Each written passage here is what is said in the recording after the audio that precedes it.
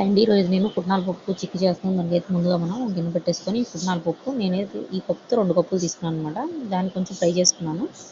పక్క తీసేసి అదే గిన్నెలో దీంతో బెల్లం అనేది నేను 1/4 కప్పు బెల్లం తీసుకున్నాను. దాంట్లో కొంచెం వాటర్ వేసుకొని ఇలా కరిగించుకొని దీన్ని వడబోసుకొని మళ్ళీ దాంట్లో వేసేసుకున్నాను అనమాట. వేసేసుకొని పాకం రానివ్వాలి. ఇప్పుడు పాకం వచ్చిన తర్వాత చిటికెడు సాల్ట్ కూడా వేసి ఇలా పాకం వచ్చిన తర్వాత చూసుకోవాలి. మనం ఇలాగా చూసుకుంటే గట్టిగా అవుతుందన్నమాట. అలా అయినప్పుడు నా దగ్గర జీడిపప్పు బాదం పప్పు పొడి అనేది ఉందన్నమాట. అది కూడా వేసేసుకున్నాను. ఇది కూడా వేసేసుకుని ఒక 2-3 స్పూన్లు ఈ పుట్నాల పప్పు కూడా వేసేసి కలిపేసి ఇలా ప్లేట్లో వేసేసుకోవాలి.